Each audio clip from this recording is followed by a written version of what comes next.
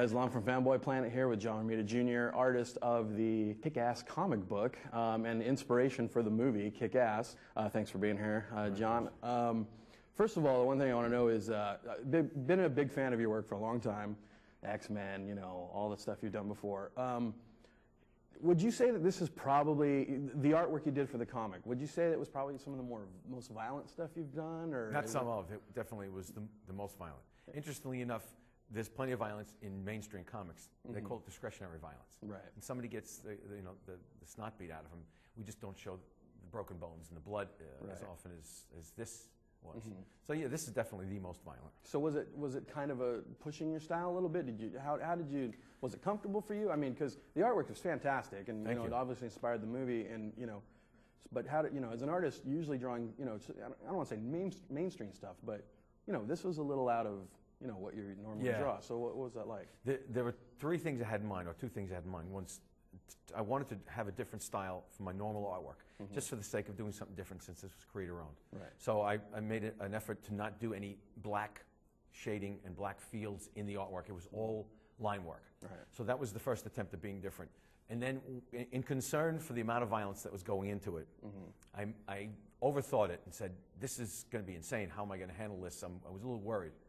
And it ended up that because of not being able to come up with the answer to that, all I did was apply a normal storytelling attitude towards it, as if I was doing a regular book, a regular series, and just applied this insane amount of violence and gore to it. Right. And applied my normal storytelling to it. That is, whatever success I have in comics is because I can tell a story pretty well. That it worked out okay. All I did was just apply this, you know, this X factor to the regular storytelling, and it worked out all right. Right. And I have then I felt the comfort zone, and then all of a sudden I was enjoying this in a very evil fashion, enjoying all of this gore.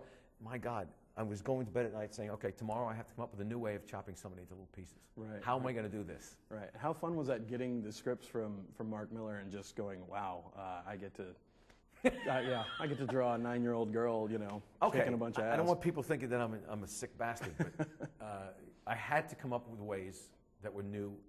From the first issue on, it could have gotten repetitive with the violence. Right. I had to come up with different ways. Sure. I'll give you a small example. There's a scene in the first issue where Hit Girl, or maybe it was the second issue, where she takes care of a big guy after she slices the main guy with the dreadlocks. Right. Mark wanted him split down the middle. That is the easiest thing to do visually in a comic, is to just cut somebody. Right. All right, I had to come up with a different way because I wanted to hold on to that in case that ultimate scene is needed in the typical way you dispatch somebody with a samurai sword. So I said, let me come halfway with that. So I sliced, and then he mentioned to me in an email, well, just decapitate the guy, doesn't make a difference. No, that's going to be done easy. Right.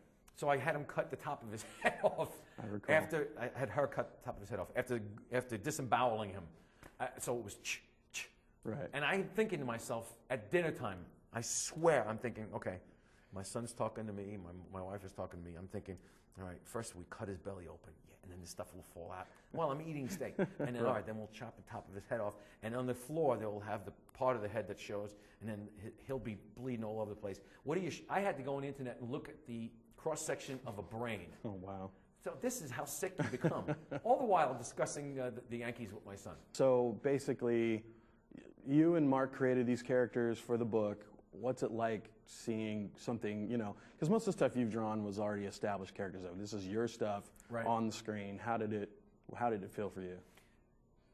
If it had been a little bit of a different arrangement with the director, where there was no communication between myself and the director, I probably would have felt differently. Matthew Vaughn is worked out that he called up and said, I'm a fan of the way you told the story, and I'd like to use this, and this. I'd like you to continue doing this.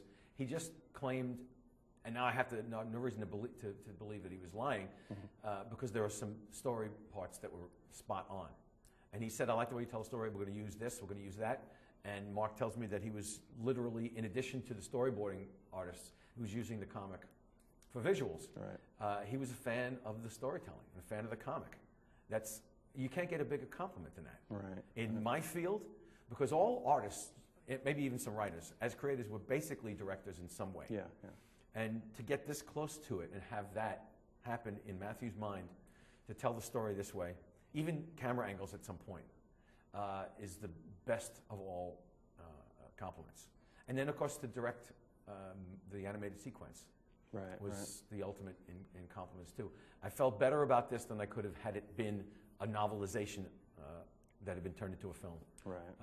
This was visuals that went to visuals, and I'm really, really proud of it and happy that it worked out this way. That's awesome. Yeah, I've seen the film. It's fantastic, and I thought it definitely brought all your stuff to life. So congrats on the Thank you very release much of the film. So I say Matthew Vaughn has exceptional taste in comic artists. yes, he does. Well, thanks, guys. Once again, John Romita Jr., Kick-Ass in theaters, April 16th.